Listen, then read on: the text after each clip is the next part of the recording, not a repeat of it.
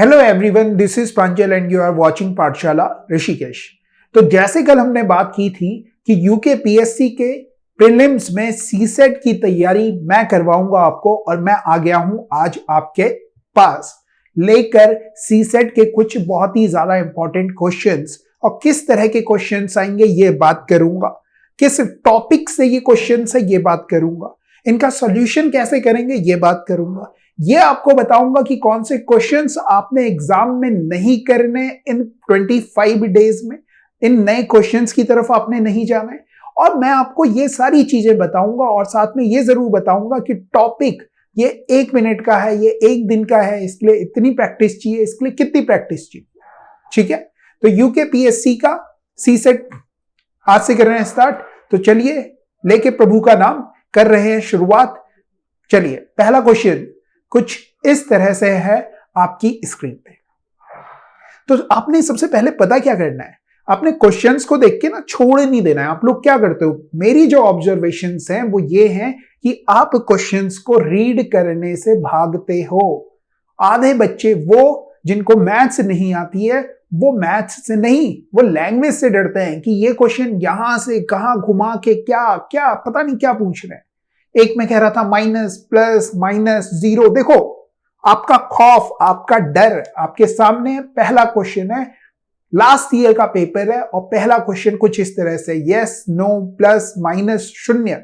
उन्हें पता है कि आपको माइनस से लगता है डर, तो पहला ही क्वेश्चन उन्होंने इस तरह का दिया। ठीक है, आपने घबराना नहीं है बिल्कुल भी। सबसे पहले ये बात करते हैं कि क्वेश्चन किस चीज से रिलेटेड है। तो आप देखेंगे औसत मान बताना है, एवरेज की बात कर रहे हैं। औसत निकालना आप सबको आता है। एवरेज निकालने का एक छोटा सा कॉन्सेप्ट होता था कि अगर 10, 20, 30 3 नंबर आपको गिवन है और आपसे औसत पूछा जाए, तो आप कुछ नहीं, बस इन तीनों नंबर्स को जोड़ेंगे और 3 से भाग कर देंगे और कह देंगे कि 20 औसत हो जाएगा। इतनी बात तो आपको आती है। चलिए क्वेश्चंस के ऊपर चलते हैं, क्वेश्चंस को समझते हैं कि क्वेश्चन में क्या वो कह रहे हैं, कि आप क्या कर सकते हो। ये सारी बातें समझ लेते हैं कि देखो क्या कर रहे हैं, क्या है वो चीजें। क्वेश्चन पढ़ते हैं पहले। किसी प्रश्नोत्तरी में नहीं की गणना -1 से, नहीं को कह रहे हैं कि अगर आपने आंसर दिया नहीं तो -1 नंबर मिलेगा, और हां की गणना +1 से कर रहे हैं, तो हां को आप कह दें +1। ठीक है, और पता नहीं अगर आपने जवाब दिया तो 0 अंक मिलेगा। तो पता नहीं को आप क्या लिखेंगे जी, तो आप कहेंगे 0 नंबर मिलेगा। तो 5 नहीं, आपने आंसर जो दिए वो आपने दिए 5 नहीं। 5 सवालों के जवाब आपने नहीं में कहे, 15 सवालों के जवाब आपने हां में कहे, और 5 सवालों के जवाब आपने पता नहीं में किए। अब एक चीज मेरे को बताना आप लोग, कि अगर आप एक सवाल का जवाब नहीं कहते तो आपको -1 नंबर मिल रहे थे। 5 अगर आप नहीं कहते हो तो आपको कितना आंसर मिलेगा, आप कह देंगे -5 मिलेगा, -5 मिलेगा, ऋण का 5 मिलेगा। एक सवाल का जवाब अगर आप हां लिखते हैं तो आपको प्लस का 1 नंबर मिलता है, लेकिन आप 15 सवाल +1 कह रहे हो तो आपको +15 नंबर मिलने जा रहे हैं। ठीक है, 5 0 तो 0 नंबर मिलेंगे। 5 सवाल ऐसे हैं जिनके आपको जवाब पता नहीं है, तो उनमें 0 नंबर मिलेंगे। अब अगर आप अपने सारे सवालों को जोड़ लें कि कितने नंबर बन रहे हैं, तो 15 तो पॉजिटिव है, 5 नेगेटिव हैं, तो 15 में से 5 गए तो आप कहेंगे 10 नंबर आ रहे हैं। ध्यान से समझ रहे हो, 10 नंबर आ रहे हैं। और जो ये 10 नंबर आ रहे हैं ना, ये कितने सवाल करने के बाद आ रहे हैं, तो आपने कहा 5, 15, 20, 5, 25 सवालों में आ रहे हैं 10 नंबर। तो एवरेज आपसे यही कहता है कि जो भी नंबर आ रहे हैं, कितने सवालों को करने के बाद आ रहे हैं, ये हो जाता है एवरेज, औसत। तो इसे सॉल्व करोगे 5 2 बार, 5 बार 5 से डिवाइड करोगे तो 0.4 आपका आंसर आ जाएगा। समझ रहे हो, हल्का सा मैथमेटिकल ऑपरेशन है, और उन्हें आपकी नर्व्स पता है कि आपको मैथमेटिकल जब भी क्वेश्चंस आते हैं तो आप थोड़ा घबराते हो, क्योंकि आप तो जीएस वाले बच्चे हो। ठीक है, तो इस तरह के जो सवाल है ना, इन्हें आपने पढ़ना जरूर है। ठीक है, आज मेरे साथ किया आपने ये क्वेश्चन, एक बार क्या कीजिए, इस क्वेश्चन को रोक लीजिए, स्क्रीनशॉट ले लीजिए और अपने आप से करने की कोशिश कीजिए और देखिए कि क्या आप इस तरह के क्वेश्चन कर सकते हैं। इस तरह के जो क्वेश्चंस होते हैं ये मैथमेटिकल जनरल अवेयरनेस के क्वेश्चंस होते हैं, जो कि बहुत बहुत बहुत ज्यादा आसान होते हैं। बस आपको एक बार किया हुआ होना चाहिए ये सवाल। ठीक है, इस तरह के क्वेश्चंस आपके पेपर में आपको मिलने ही मिलने वाले हैं। चलिए नेक्स्ट क्वेश्चन की तरफ चलते हैं और नेक्स्ट क्वेश्चन कुछ इस तरह से रहा आपकी स्क्रीन पे। अगर आप पढ़ेंगे तो क्वेश्चन कह रहा है कि निम्न में से उस एक को चुनिए जो किसी नियम के अंतर्गत अन्य से भिन्न है। ठीक है, अलग है, अलग कौन है, इन चार लोगों में अलग कौन है। अगर मैं टॉपिक की बात करूं तो ये टॉपिक है, टॉपिक का नाम है odd one out. Odd one out, जैसे नाम से ही मालूम चल रहा है, जो अलग है उसे बाहर कर दो, जो अलग है उसे बाहर कर दो। एक एग्जांपल से समझो इसे, एक एग्जांपल से समझो इसे कि अगर 4 बच्चे हैं आपके साथ और उन 4 बच्चों में से 3 बच्चों ने चश्मे स्पेक्स पहने हुए हैं और एक बच्चा बिना स्पेक्स के है, तो कौन बच्चा अलग है? तो आप बोलेंगे जिसने स्पेक्स नहीं पहना हुआ। समझ रहे हो बात?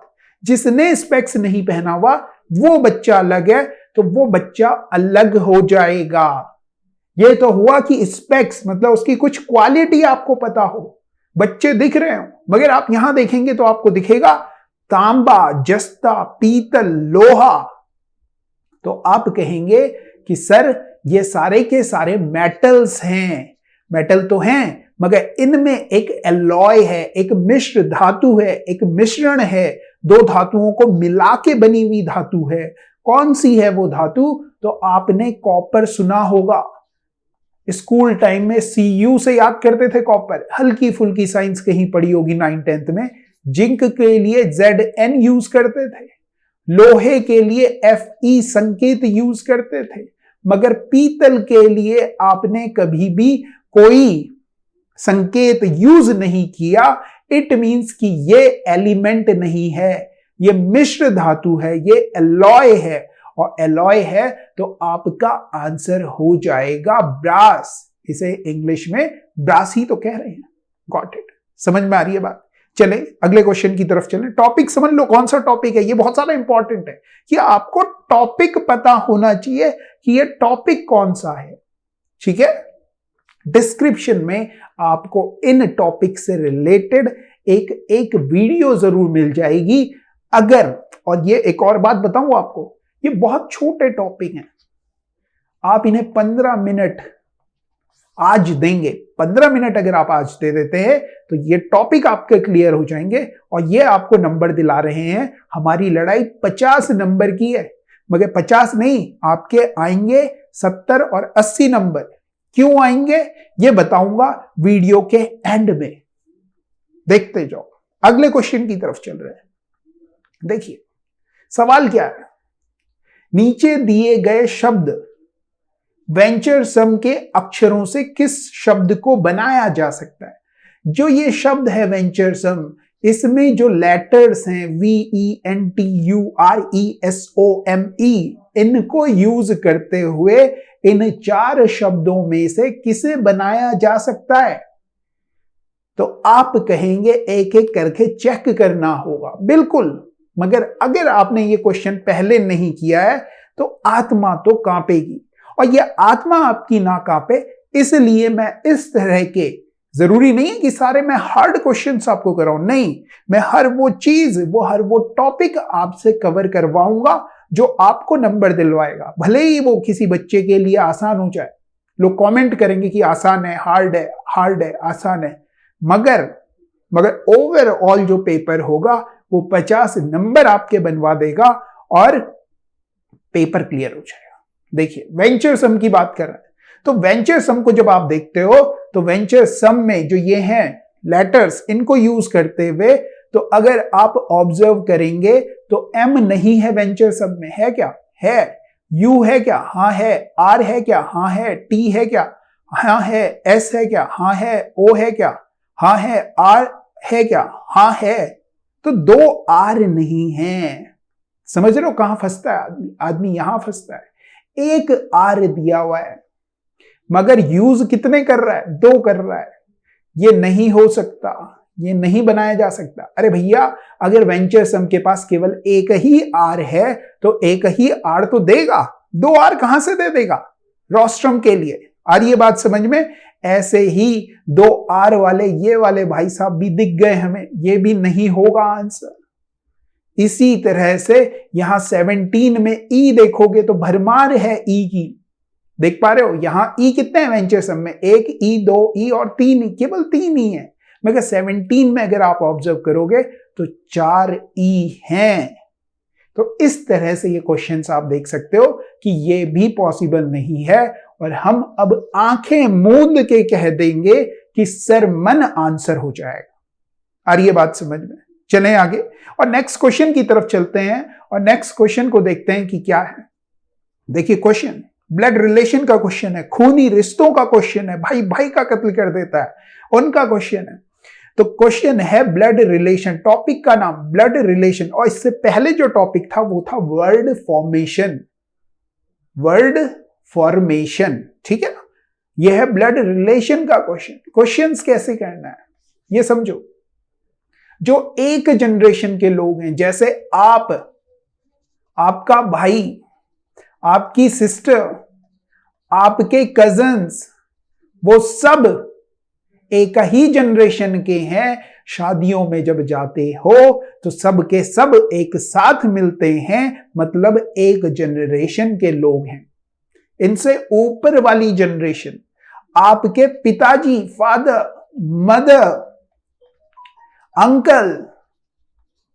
अंकल सब ऊपर वाली जनरेशन के हैं। शादियों में जब जाते हो ये सारे लोग भी एक ही साथ मिलते हैं। इसके बाद आपके बच्चे, सिस्टर के बच्चे, भाई के बच्चे, कजन के बच्चे, ये सब भी एक जनरेशन के लोग हैं। ये सारे के सारे लोग भी एक साथ आपको मिलते हैं। हर ये बात समझ में? तो बस आपने इसी पे ध्यान देना है। और जो पढ़ना है वो क्या पढ़ना है? सारा खेल पढ़ने का है कि एफ ए का भाई है तो एफ है भाई। एफ है भाई, किसका भाई है? ए का भाई है। ये ध्यान रखना। लोग क्या कर रहे होते हैं? ऐसे बना रहे होते हैं, ऐसे बना रहे होते हैं। कोई प्रॉब्लम नहीं, हमें कोई प्रॉब्लम नहीं। आपको कुछ नहीं सोचना, आपने बस ये देखना है कि भाई है भाई लिख दो, बहुत टाइम है आपके पास। समझ रहे हो? एफ भाई है ए का भाई। सी ए की पुत्री है। ए की पुत्री है मतलब नीचे आएगी, जेनरेशन चेंज हो गई, पुत्री हो गई। सी ए की पुत्री है तो सी आ जाएगी यहां लिख दें पुत्री। के एफ का भाई है, के एफ की बहन है। के जो है एफ की बहन है। एफ ये है भाई साहब, इनकी बहन कौन है? के है, तो के पे लिख दें बहन है। किसकी बहन है? एफ की बहन है। आगे पढ़ें। जी सी का भाई है। जी यहां बना रहा हूं, सी का भाई है, ओके। जी का चाचा या मामा कौन है? जी का चाचा या मामा कौन है? तो जी के पिताजी या माताजी तो ये हैं, उनके चाचा या मामा यही होंगे। अरे ये बात समझ में? पिताजी या माताजी के जो भाई या बहन होते हैं वही तो आपके कौन होते हैं? चाचा या मामा होते हैं। इतनी बात आपको समझ गॉट इट? चलिए नेक्स्ट क्वेश्चन की तरफ चल रहे हैं। नेक्स्ट क्वेश्चन को देखिए, ये रहा आपकी स्क्रीन पे। बहुत ही ज्यादा इंपॉर्टेंट क्वेश्चन है। पिछली बार भी हमने यूके पीएससी एफआरओ के लिए, लोअर पीएससी के लिए ये क्वेश्चन करवाया था और डिट्टो यही क्वेश्चन आया है। ठीक है, क्वेश्चन देखिए। क्वेश्चन है क्लॉक से, घड़ी से। क्वेश्चन है कि भाई 4:20 पे मिनट और घंटे वाली सुई के बीच में कितने डिग्री का कोण होगा? तो आपने एक छोटा सा formula theta equal to 11/2 minute -30 hour याद कर लेना है। इतने से केवल इतना पता होने से ये आपके पूरे के पूरे 1.5 नंबर सिक्योर कर लेता है। इसे अभी याद करो, समझ रहे हो? कल के लिए मत वेट करो, इसे लिखो मत, इसे अभी याद करो। तो देखो मिनट कितने दिए हुए हैं, 20 मिनट दिए हुए हैं। घंटे कितने दिए हुए हैं, तो कहेंगे 4 घंटे दिए हुए हैं। वैल्यू पुट करो 11/2। मिनट की बात करें तो 20 मिनट माइनस 30 गुणा गए 4। यहां देखेंगे तो 2200 माइनस 120 का डबल करोगे 240/2, या ये कट जाता है 110 आ जा रहा था ये तो सीधे सीधे, ठीक है। तो 10 आ गया, आ रही है बात समझ में? तो 10 डिग्री आंसर हो जाएगा। एक और बार आपके लिए कर देते हैं, एक और बार कर देते हैं। देखो फॉर्मूला जो है इसका वो है theta equal to 11/2 minute minus 30 are.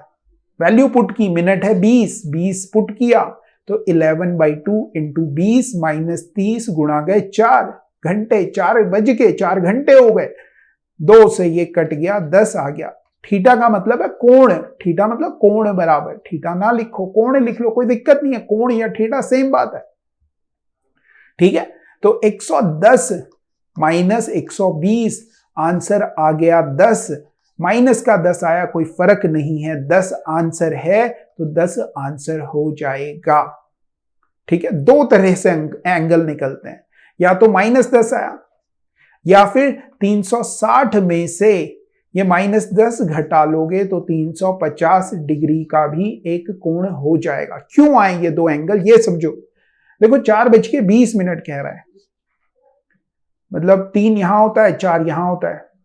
4:20 पे ये थोड़ा सा ऐसे कुछ बनेगी, ये वाली घड़ी यहां और ये मिनट वाली यहां। एक एंगल तो ये है और एक एंगल ये है, 2 एंगल है, ठीक है। मतलब कोई भी 2 लाइंस होती हैं, उनके बीच में 2 कोण होते हैं। एक कोण तो ये हो गया और एक कोण ये हो गया। हमने 10 डिग्री निकाला और 360 में से घटा लिया तो ये बाहर वाला कोण भी निकल गया। कई बार वो सवाल में 350 डिग्री दे देते हैं, तो दोनों आपको पता होने चाहिए, ऑप्शन से क्वेश्चन होगा। आ रही है बात समझ में?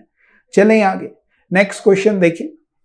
किसी आयत जिसकी भुजा, सवाल की बात कर लेते हैं, किस टॉपिक से रिलेटेड है, तो मेंसुरेशन से रिलेटेड है, मेंसुरेशन से रिलेटेड है, ठीक है।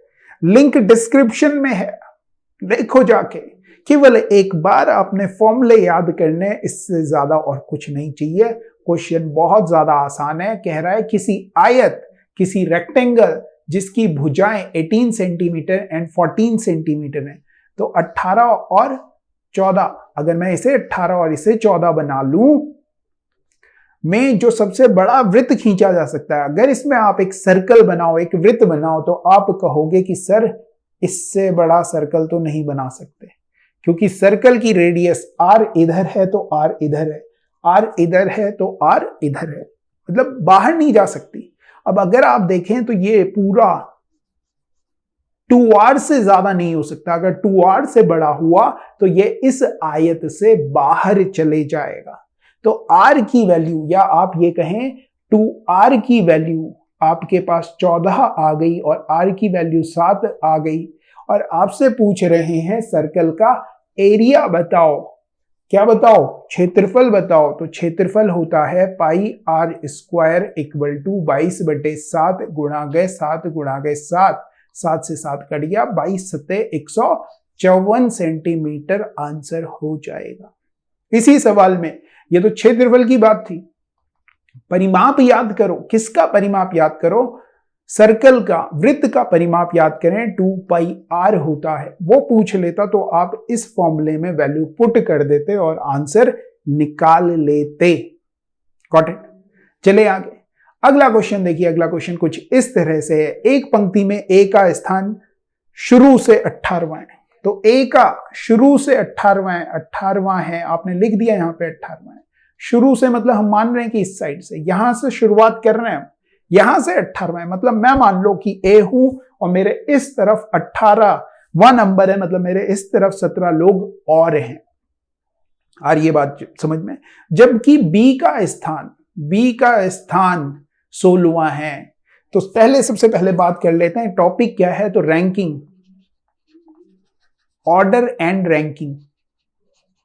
ऑर्डर एंड रैंकिंग बहुत आसान होता है, बहुत ज्यादा आसान होता है, बहुत ज्यादा आसान होता है, ठीक है। और बी का स्थान अंत से 16वां है, उसे बाद में करते हैं अंत की बात। यदि सी का स्थान शुरुआत से 25वां हो, शुरुआत से 25वां हो, 18वां तो इनका है, 25वां है किसका? सी का। यही कह रहे हैं क्वेश्चन में, मतलब इधर ही की तरफ से सी 25वें नंबर पे है। अगर आप आगे क्वेश्चन को पढ़ेंगे तो वो ये कह रहा है कि ए तथा बी के बीच में, बिल्कुल बीच में हो, ए तथा बी के बिल्कुल बीच में सी हो। अच्छा, तो बी इधर बना लेते हैं। अब एक चीज समझो, हमारी बात समझना कि बिल्कुल बीच में होने का मतलब यह है कि ए और सी के बीच में जितने लोग हैं उतने ही लोग सी और बी के बीच में होंगे कि नहीं होंगे? आप बोलेंगे हाँ होंगे। एक बात हमें बता दो कि 18 से 25 पहुंचाना है, इस 18 से 25 पहुंचाना है, कितना जोड़ें? तो आप कहोगे 18 में 7 जोड़ दो सर, 18 में 7 जोड़ दो, 25 हो जाता है। अब अगर मैं आपसे कहूं कि क्या 25 में भी 7 जोड़ दूं, तो आप कहोगे जोड़ दो। तो मैंने जोड़ करके कहा 32, जोड़ करके कह दिया 32, 25 में 7 जोड़ा तो 32वां आ गया। समझना चाहते हैं इनके बीच में कितने लोग हैं? तो देखो 19 है, 20 है, 21 है, 22 है, 23 है, 24 है। देखो कितने लोग हैं, 1 2 3 4 5 6। 25 से 32 में देखो 26 है, 27 है, 28 है, 29 है, 30 है, 31 है। कितने लोग हैं? तो आप बोलेंगे 6 लोग हैं।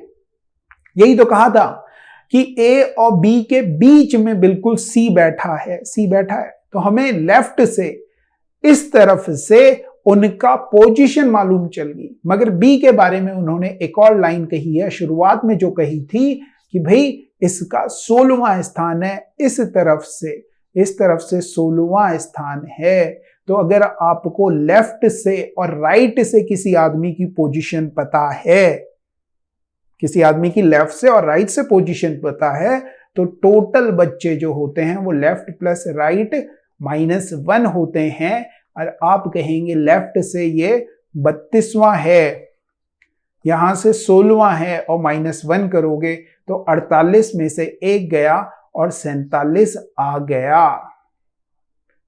48 में से 1 गया और 47 आ गया।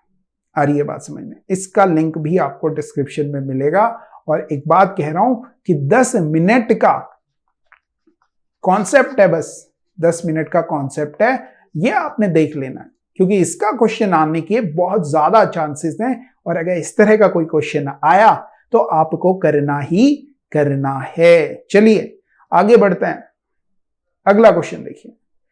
ट्रेन में एक आदमी ने ध्यान दिया कि वह 1 मिनट में 21 टेलीफोन पोस्ट गिन सकता है। 1 मिनट में 21 टेलीफोन पोस्ट गिन रहा है, ठीक है। यदि अगल बगल के प्रत्येक 2 पोस्ट के बीच की दूरी कितनी है? आपने कहा 50 मीटर है। तो ट्रेन की गति किस गति से गतिमान है? अब एक चीज बताओ, एक चीज सोचो, वो गिन कितने रहा है? वो 21 गिन रहा है। इसकी बात बाद में करेंगे। मैं कह रहा हूं कि वो 2 गिन रहा होता।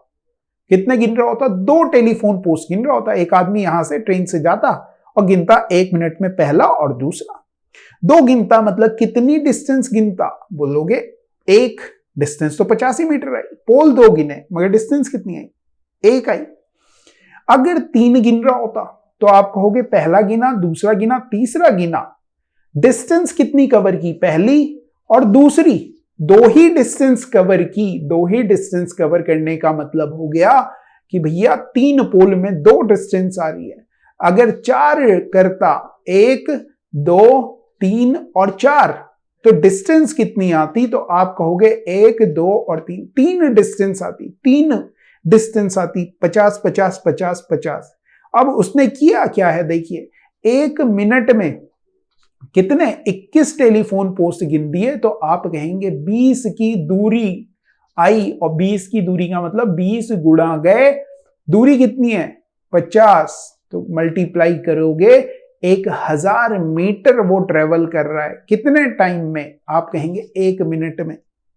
1 मिनट में 1000 मीटर जा रहा है। आपसे कह रहा है कि उसकी गति बताओ। ये देखो किलोमीटर पर आर लिखा है ना, तो घंटे में बदलो इसे। तो आप कहेंगे मिनट को घंटे में बदले। हाँ, हम कहेंगे बदलो। तो आप कहेंगे 60 मिनट में कितनी करेगा, कितने मीटर जाएगा? तो आप कहेंगे 1 मिनट में 1000, तो 60 मिनट में 60,000 मीटर जाएगा। 60 मिनट का मतलब हो गया 1 घंटे में जाएगा 60,000 मीटर। और इस 60,000 मीटर को किलोमीटर में बदलोगे तो बटे 1000 कर दोगे और कह दोगे कि 60 किलोमीटर प्रति घंटा स्पीड हो गई। आई बात समझ में? बात करें कि किससे रिलेटेड है, तो समय, चाल और दूरी से रिलेटेड सवाल है। मगर इस सवाल को हमने किया किससे? हमने इसे किया एकिक नियम से। एकिक, पता नहीं कैसे लिखते हैं, एकिक नियम से हमने ये सवाल कर दिया। यूनिटरी मेथड से हमने ये क्वेश्चन कर लिया। ये आपने ध्यान में रखना। आ रही है बात समझ में? चलिए नेक्स्ट क्वेश्चन की तरफ चलते हैं और नेक्स्ट क्वेश्चन समझते हैं। देखिए क्वेश्चन क्या है। डाउन को कुछ इस तरह से लिख रहे हैं, नेम को कुछ इस तरह से लिख रहे हैं। कह रहे हैं कि मोड को कैसे लिखा जाएगा। कोडिंग डिकोडिंग बेस्ड क्वेश्चन है। सीधे सीधे इसे मैं कहता हूं direct coding decoding. Direct coding decoding direct कर रहा है। कैसे मालूम चले कि डायरेक्ट कर रहा है नहीं कर रहा है? तो आपने देखा विशेष कोड में डाउन को ये लिख रहा है, नेम को ये लिख रहा है। कैसे चेक करें? तो आपने पहले दोनों में ये चेक करना है कि दोनों में एन है। आपने देखा एन है। एन के लिए यहां देखोगे क्या लिख रहा है जी, तो आप बोलेंगे हैश लिख रहा है। यहां एन के लिए देखोगे शुरुआत में है, हैश लिख रहा है। दोनों में हैश लिख रहा है, मतलब डायरेक्ट कोड कर रहा है। एन के लिए हैश लिख रहा है। आपसे पूछ रहे हैं मोड को क्या कोड करेंगे, तो एम के लिए देखो, एम है कहां, ये तीसरे नंबर पे परसेंटेज आएगा। ओ के लिए देखें, ओ दूसरे नंबर पे है, ये 2 यहां पे, तो आप कहेंगे एट द रेट आएगा। फिर आपने कहा डी के लिए देखो, तो मैंने कहा ये है पहले नंबर पे, आप कहेंगे 3 आएगा। फिर ई के लिए देखो, ई कहीं है, ई आप बोलेंगे ये लास्ट में ई है, तो कितना आएगा, 5 आएगा। तो आप कह देंगे ऐसा केवल एक ही ऑप्शन है, और एक ही ऑप्शन आएगा यार, एक ही ऑप्शन आएगा। कहां से रिलेटेड है? कोडिंग डिकोडिंग से रिलेटेड। ठीक है, समझ में आ रही है बात? क्लियर हो रहा है? चलिए अगले सवाल की तरफ चलते हैं। अगला सवाल देखते हैं कि क्या है। डाइस पे बेस्ड क्वेश्चन है। डाइस, हमसे पढ़ने वाला बच्चा, और डाइस खोल के तोड़ के मरोड़ के बना के कर रहे हो तो बहुत टाइम खराब कर दोगे। ध्यान से समझो, दो कॉन्सेप्ट हैं, केस 1 और केस 2। यही समझा रहा हूं, कहीं जाने की जरूरत नहीं है। केस 1 और केस 2, अगर एक ही डाइस की 2 पोजीशन गिवन हो, एक ही डाइस की 2 पोजीशन गिवन हो, जैसे मैंने लिख दिया 1 2 3 और यहां लिख दिया 2 3 4, 2 3 4 इस तरह से लिख दिया मैंने। तो केस 1 में आपने देखना है दोनों डाइस में कोई 2 नंबर कॉमन तो नहीं है। 2 नंबर कॉमन, कोई 2 नंबर तो नहीं है कॉमन। तो आपने कहा हैं, कौन कौन से हैं? एक तो 3 कॉमन है और एक 2 कॉमन है। अगर 3 और 2 दोनों कॉमन है, इस तरह से हो रहा है, दोनों डाइस में कोई 2 नंबर कॉमन है, तो आप सीधे सीधे कह देंगे कि एक ऑपोजिट हो जाएगा 4 के, एक विपरीत हो जाएगा 4 के। इसमें इसके अलावा और कुछ नहीं बता सकते, बता ही नहीं सकते, पूछेगा ही नहीं। बता क्या नहीं सकते, पूछेगा ही नहीं। दूसरा केस समझिए, अगर एक डाइस आपको गिवन है इस तरह से, और इन दोनों डाइस में सपोज जैसे यही है, यही क्वेश्चन है, यही केस 2 में मैंने सीधे यही ले लिया जी, केस 2। क्यों टाइम खराब करें, केस 2 समझो। आपको मैंने कहा केस 1 क्या देखना है कि दोनों डाइस में कोई 2 चीजें कॉमन हो। आपने कहा हाँ सर, देखा, समझ में आया कि कोई 2 कॉमन है, तो जो बचा हुआ नंबर होगा और दूसरे के बचे हुए नंबर के ऑपोजिट हो जाएगा, विपरीत हो जाएगा। ठीक है, इसमें क्या करोगे? इसमें देखो, दोनों में कोई 2 नंबर कॉमन देखना है हमेशा। कोई 2 नंबर कॉमन है, तो आपने बोला केवल 6 कॉमन है, कोई 2 नहीं है, एक ही नंबर कॉमन है। एक ही नंबर कॉमन है, कौन है? तो आपने कहा 6 कॉमन है। तो भैया 2 कॉमन नहीं है, 6 कॉमन है, तो केस 2 लगेगा। और केस 2 में क्या करना है? आपने रोटेट करना है, रोटेट करना है। रोटेट करने का मतलब 6 के बाद 4 लिखो, 4 के बाद 5 लिखो, लिखा। 6 के बाद 4, 4 के बाद 5। इसमें भी आपने लिखा 6 के बाद 1, 1 के बाद 3। और ये बात समझ में, 6 के बाद 1, 1 के बाद 3। और जब आप ऐसा कर लेते हो तो जो ये नंबर एक दूसरे के नीचे आते हैं, ये एक दूसरे के विपरीत सतह पर होते हैं। और आपसे पूछ रहा है ऊपर अगर 3 है, ऊपर अगर 3 है तो नीचे क्या होगा? तो आप कहेंगे सर अगर नीचे 3 है तो ऊपर 5 या 3 ऊपर 5 नीचे, बात बराबर है और आंसर आपका हो जाएगा 5। समझ में आई बात? अगर यहां पे भी समझ नहीं आया है, सपोज हो सकता है, डिटेल में पढ़ने के लिए डिस्क्रिप्शन में लिंक है, वहां जाओ, एक लेक्चर पढ़ो, सब क्लियर हो रहा है। और ये जितनी चीजें, जितने क्वेश्चंस में करा रहा हूं, ये टॉपिक आज कर लेना है आपने। इसका यह मतलब नहीं है कि आप इसे कल के लिए छोड़ोगे ना। 10 मिनट की वीडियोस हैं, 5 मिनट की वीडियोस हैं, कॉन्सेप्ट मैं बता रहा हूं। जितनी जल्दी मैं कर रहा हूं इतनी जल्दी आप करोगे। समझ रहे हो बात को? चलिए आगे बढ़ते हैं। आगे देखिए, ये क्वेश्चन आया कुछ बहुत ही छोटा सा प्यारा सा क्वेश्चन है, और बच्चे इस तरह के क्वेश्चंस को देख के अक्सर डर जाते हैं। मैं आपको समझा रहा हूं कि ये इस तरह के क्वेश्चंस जो होते हैं वो डेटा इंटरप्रिटेशंस के होते हैं। डेटा को देखने के, कि समझने के क्वेश्चंस होते हैं, कि डेटा को समझते हैं। पढ़िए क्वेश्चन क्या है। क्वेश्चन अगर आप पढ़ेंगे तो नीचे लिखा है कि नीचे दिया गया रेखा चित्र किसी वर्ष में अर्थव्यवस्था के कृषि, यातायात और अन्य क्षेत्रों पर किए गए प्रतिशत व्यय को दर्शाता है। यदि कृषि पर कुल व्यय कितना है? 1500 करोड़, सॉरी 150 करोड़ है, तो यातायात पर किया गया व्यय है। ये आपसे पूछ रहा है यातायात पर कितना खर्चा किया, ये बताओ तो जाने। तो आप बोलेंगे ओके रुको, कृषि पर व्यय दिया हुआ है। अब अगर आप देखें तो ये 2 फिगर नहीं है, फिगर 1 थी। इंग्लिश वाले बच्चों के लिए ये फिगर कर दी, हिंदी वाले बच्चों के लिए मैंने ये फिगर की है।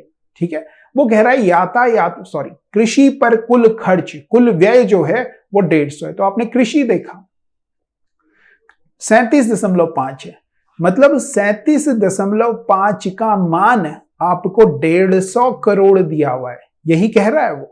और आपसे बोल रहा है यातायात पर बोले तो 17.5 का मान बता दो। अरे भाई बचपन में करते थे, नहीं करते थे ऐसे? 1 रुपए में 2 टॉफी आती हैं, तो 2 रुपए में कितनी टॉफी आएंगी?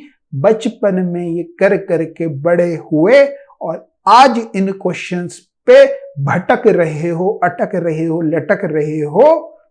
समझ जाओ, सुधर जाओ, करना होगा। आसान है इसलिए कह रहा हूं, नहीं तो मैं नहीं कहता जी। अगर आसान नहीं होते तो मैं आपको फोर्स नहीं करता इन्हें करने के लिए। तो आपने क्या करना है, 37.5 का मान अगर इतना है तो इसका मान कितना होगा? तो आप कहते थे 1 का मान हो जाएगा 150 बटे 37.5 और इसका मान हो जाएगा 150 बटे 37.5 गुणा गए 17.5। शून्य से शून्य, सॉरी दशमलव से दशमलव कटे, 25 का पहाड़ा आता है। 25 सत्ते 175, 25 एकम 25, 25 पंजे, और इससे ये कट गया 10 आ गया, 70 करोड़ आंसर आ गया। बहुत ही आसान तरीके से कर रहा हूं। और ये बात समझ में क्लियर हो रहा है? चलें आगे। नेक्स्ट क्वेश्चन की डेटा इंटरप्रिटेशन का क्वेश्चन बहुत ही आसान है। अगर इतने की चीज इतने में, सीधे आपने चार्ट में देखना है, इससे ज्यादा और कुछ नहीं हो रहा है। ठीक है, अगले क्वेश्चन की तरफ चल रहे हैं। अगला क्वेश्चन देखिए। अगला क्वेश्चन ये रहा।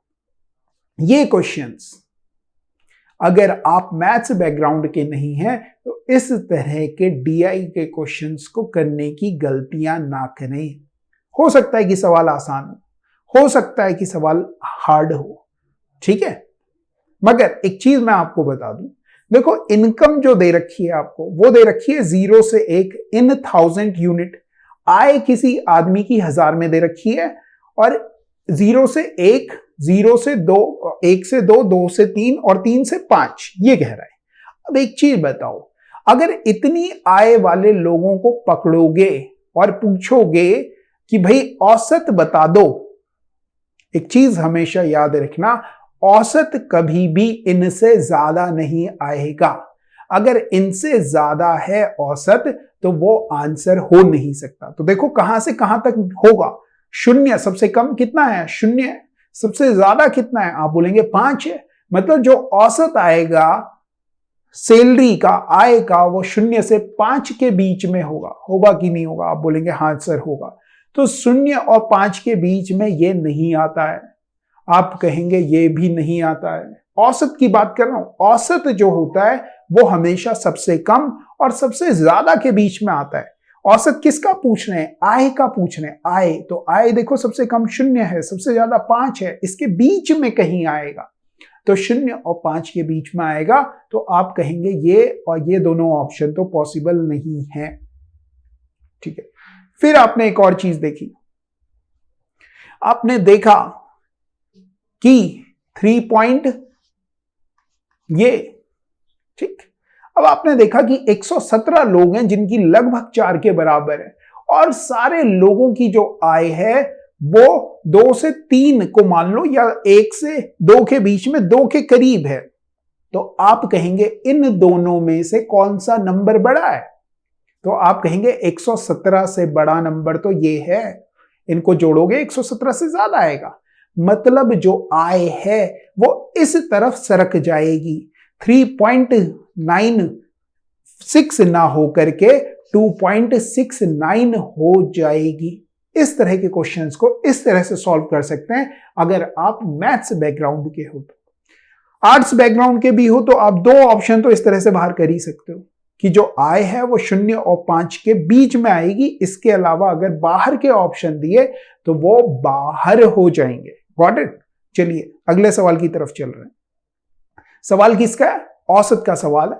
ये वाला क्वेश्चन अच्छा है। इस तरह के क्वेश्चंस बहुत पूछते हैं और मैथ्स वाले बच्चे भी इसमें बहुत ज्यादा परेशान होते हैं, और बहुत ही ज्यादा बेसिक क्वेश्चन है। अगर आप इसे समझेंगे तो ये औसत का क्वेश्चन नहीं, परसेंटेज का क्वेश्चन है। परसेंटेज का क्वेश्चन है। ध्यान से समझो क्या है।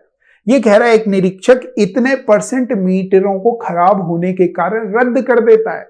इतने परसेंट का मतलब क्या हो गया, परसेंट का मतलब क्या हो गया, पहले ये समझो। मतलब जो ये 0.08% है ना, इसे अगर आप भिन्न में बदलते हो तो बचपन से सीखते आए हो आप कि भाई जब इसको भिन्न में बदलते हैं, परसेंटेज का सिंबल हटाते हैं तो 100 लगाते हैं। ये तो परसेंटेज का सिंबल हट गया, मगर ये पॉइंट हटाया हमने, मतलब 100 में से 0.8, या फिर ऐसे कह सकते हैं पॉइंट हटा के ये 2 जीरो और लगा दूंगा मैं। परसेंटेज की वजह से जब मैंने परसेंटेज हटाया तो मैंने 2 जीरो लगाए, फिर जब मैंने ये डेसिमल हटाया तो 2 जीरो और लगाए। आई बात समझ में, क्लियर हो रहा है। अब आगे की कहानी सुनो। इसका मतलब यह है इकाई, दहाई, सैकड़ा, हजार, 10,000। 10,000 में से 8 क्या खराब हैं, मीटर खराब हैं। 10,000 में से 8 मीटर खराब है। परसेंटेज का मतलब समझ में आया। आप बोलेंगे हाँ जी आया। आपसे कह रहा है 2 मीटरों को रद्द करने के लिए कितनों का परीक्षण करना होगा। तो 8 को पता करने के लिए कितने देखे उन्होंने, आपने बोला इतने देखे। 2 का पता करना है तो इस 8 को 2 बनाओ। 2 बनाने के लिए 8 को किससे भाग करोगे, आप बोलोगे 4 से। 4 दूनी 8। अगर ऊपर 4 से भाग किया तो नीचे भी 4 से भाग करो। 4 25 0।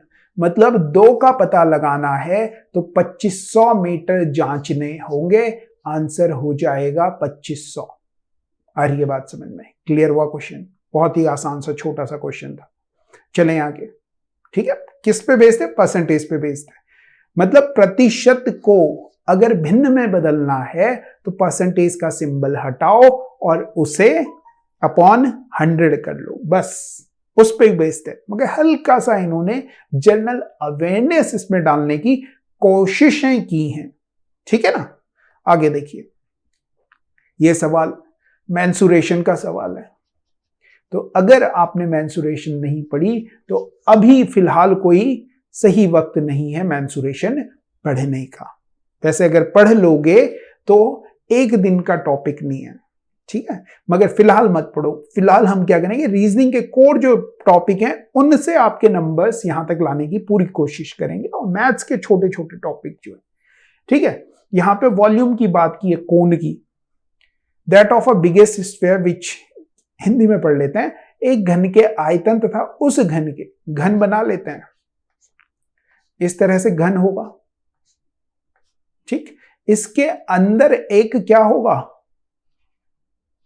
इसके अंदर एक गोला है। अगर इसे ऊपर से देखें तो ऊपर से ऐसे दिखेगा, घन ये है बाहर वाला, गोला अंदर है, गोला सबको समझ में आता है। गोले का आयतन बताओ, तो देखो अगर मैं ये कहूं कि ये रेडियस है, ये त्रिज्या है गोले की, ये 1 है और ये भी 1 है, तो टोटल 2 हो गई, और 2 हो गई का मतलब है ये बाहर जो घन है उसका साइड 2 हो जाएगी। तो अगर आप इनके आयतन का अब क्या करें, रेशियो निकालें, तो किस किस के घन के आयतन, घन का आयतन देखोगे तो a³ होता है रेशियो, उस घन के अंदर समा जाने वाले बड़े गोले का 4/3 पाई r³। r आपने लिया था 1, a आपके पास निकल के आ गया था 2, तो वैल्यू पुट करेंगे, 2 का क्यूब करोगे तो आएगा 8/4/3 इंटू पाई, r की वैल्यू तो 1 आ गई, तो 1 का क्यूब 1 हो जाएगा, 4 2 टाइम, तो ये आ गया 6/पाई।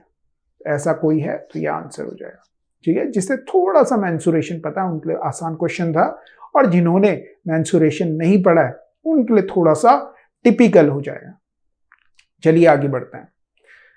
निम्नलिखित में से कौन गैर मौखिक संप्रेषण से संबंधित नहीं है? एक चीज याद रखना है, इस तरह के जो सवाल होते हैं इसमें अगर आप केवल ऑप्शंस को चेक करते ना तो 3 ऑप्शन एक तरफ इशारा कर रहे थे। ऐसा हमेशा नहीं होता, मगर इस क्वेश्चन में हो रहा था। क्या हो रहा था, देखो पहला ऑप्शन पढ़ा आपने, शारीरिक हाव भाव, चेहरे की अभिव्यक्ति, प्रतीक, ये 3 एक जैसे हैं, तो आप बोलेंगे बॉडी लैंग्वेज की बात कर रहे हैं ये तो, है ना। और इसे और अच्छे से समझ लोगे, कौन नहीं है, तो आप कहेंगे बातचीत गैर मौखिक संप्रेषण से संबंधित नहीं है, गैर मौखिक संप्रेषण से संबंधित नहीं है, बातचीत आंसर हो जाएगा।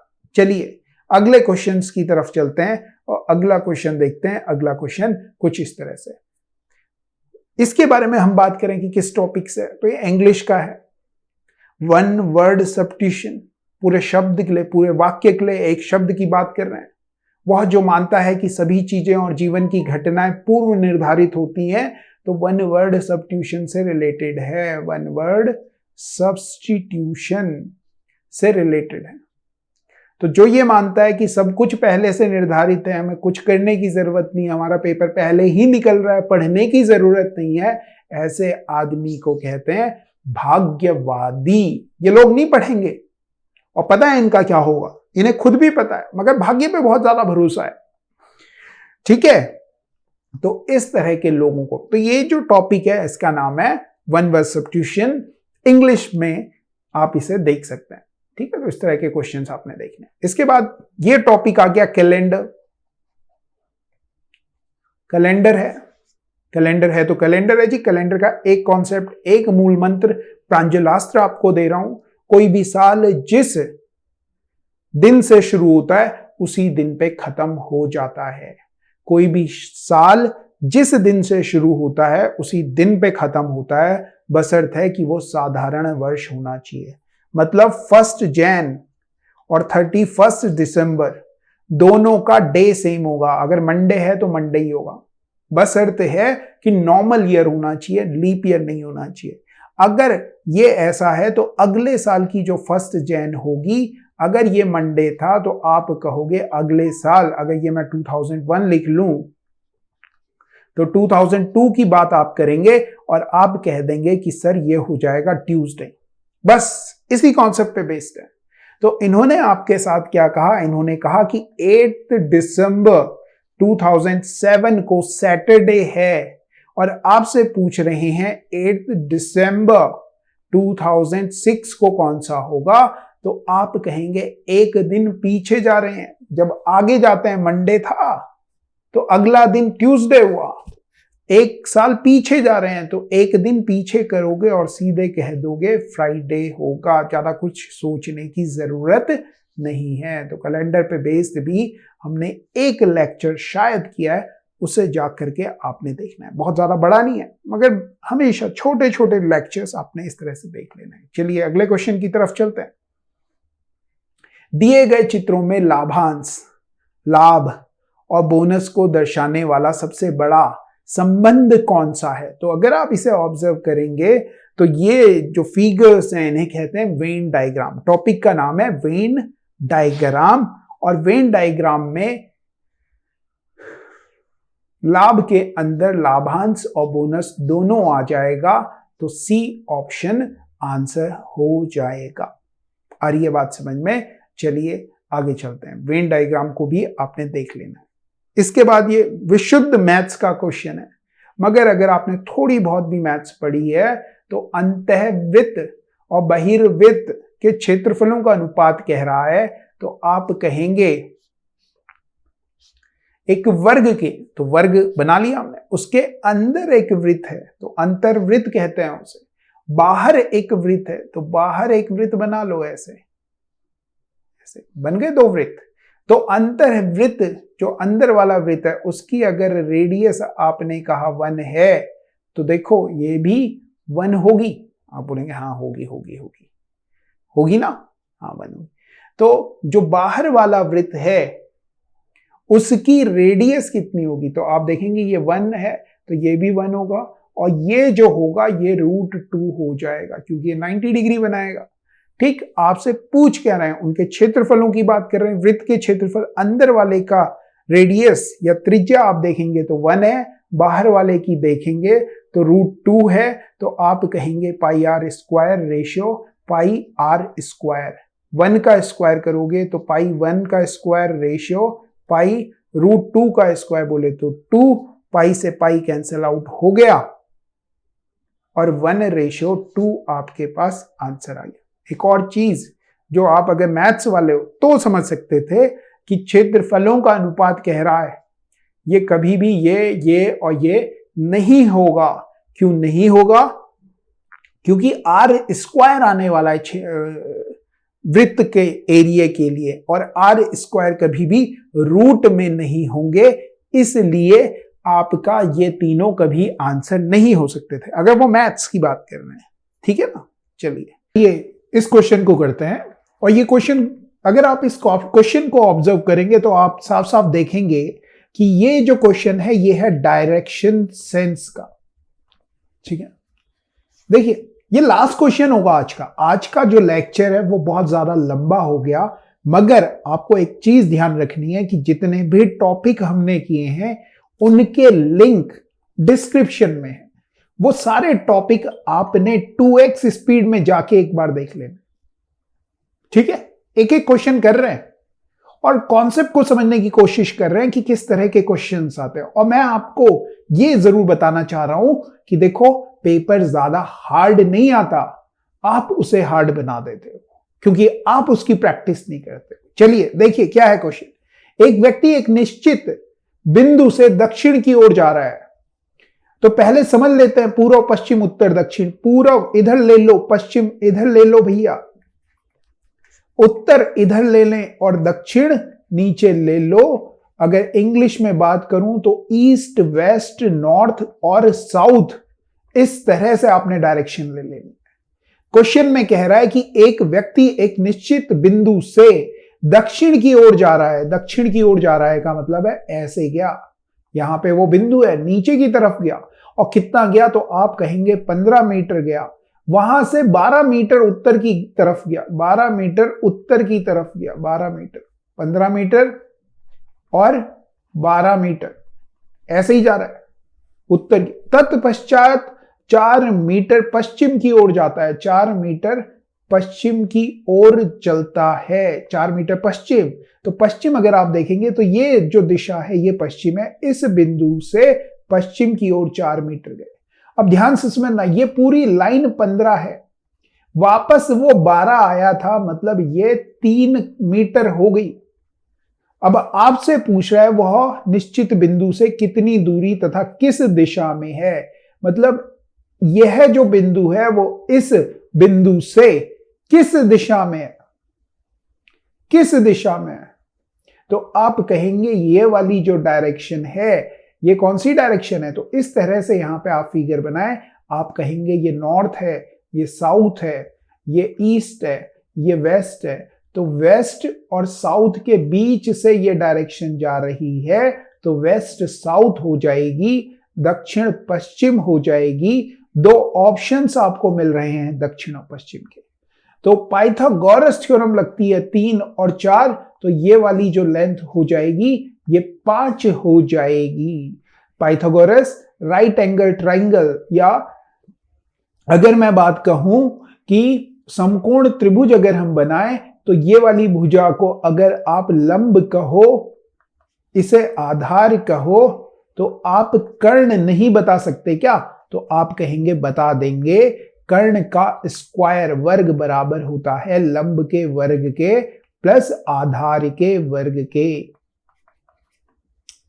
ठीक है, तो आई थिंक आपको आज का जो लेक्चर है ये पसंद आया होगा, और अगर आपको ये लेक्चर पसंद आया है तो कीजिए लाइक, कमेंट और शेयर, ताकि वो भावनाएं जो आपकी सीसेट के लिए हैं वो हम तक पहुंचे और हम और एनर्जी के साथ आप तक पहुंचे अपने उन क्वेश्चंस के साथ जो एग्जाम में आएंगे।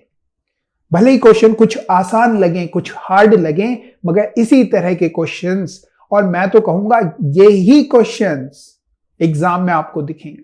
और जब ये क्वेश्चंस आपको एग्जाम में दिखेंगे तो आप मुझे याद करोगे और आप कहोगे कि हाँ सर ने हमारा प्रीलिम्स क्लियर करवा दिया। आ रही है बात समझ में? तो चलिए कल मुलाकात होती है कुछ और क्वेश्चंस के साथ, कुछ उनके टॉपिक्स के साथ, और फिर मिलेंगे कल कुछ और बातों के साथ। चलिए, थैंक यू वेरी मच।